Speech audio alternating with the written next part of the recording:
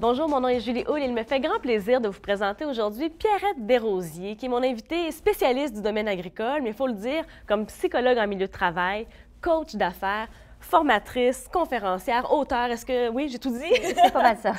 Et j'aimerais savoir avec vous, on parle beaucoup de leader, de leadership. Oui.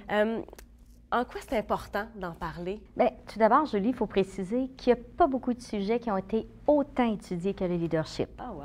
Et pourquoi? Parce qu'on sait que le leader ou le leadership aura de grandes conséquences sur les organisations en termes de climat de travail, de productivité, d'efficacité. Alors, pour tous ces aspects-là, les forces d'un leader, c'est une des choses les plus importantes. Vous avez sélectionné 6 caractéristiques, 6 qualités qu'un bon leader doit avoir. Est-ce que vous pouvez nous les dire? Selon des experts qui ont étudié les grands leaders du Fortune 1000, on retrouverait 6 facteurs psychologiques. Le premier facteur, c'est la capacité de prendre des décisions. Un bon leader sera capable de prendre des décisions même dans l'incertitude et il sera aussi conséquent puis il sera responsable de ses décisions. La deuxième, la compétence. Un leader, encore là, sera compétent dans son domaine, dans son secteur d'activité. Il aura l'expertise, la connaissance et l'expérience. Pour devenir une référence. Absolument. La troisième, l'intégrité. Oh.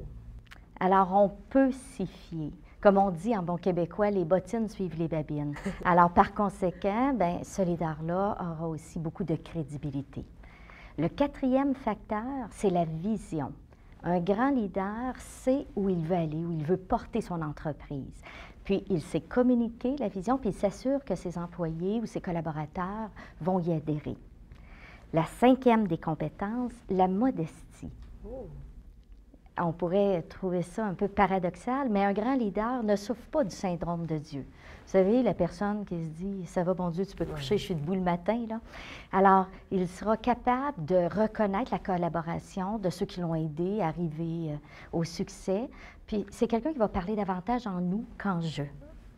Et la dernière, et non la moindre, un grand leader a la persévérance. C'est un capitaine qui n'abandonne pas le bateau, même dans les plus grandes tempêtes. Alors, il saura persévérer malgré les enjeux, les défis, puis il sera capable de communiquer aussi sa passion et sa confiance en l'avenir. Est-ce qu'on doit avoir absolument ces 6 qualités ou on peut en avoir une ou deux ou quelques-unes? C'est certain que plus un leader possède à un haut niveau ces 6 caractéristiques-là, plus il sera un grand leader. On peut comprendre qu'on ne les a pas tous nécessairement à 100 %. Par contre, on pourrait imaginer, Julie, qu'il y en a 5, mais il n'y a pas la persévérance. Dès qu'il y a une difficulté, il abandonne. Vous voyez à quel point ça va avoir des conséquences sur l'entreprise. Et comment peut-on développer ces qualités-là? Bien, on peut les développer de différentes façons. D'abord, par des lectures, de la formation, du coaching. On peut aller voir des conférences, mais on peut aussi s'inspirer des leaders. Regardez ceux qui possèdent ces caractéristiques.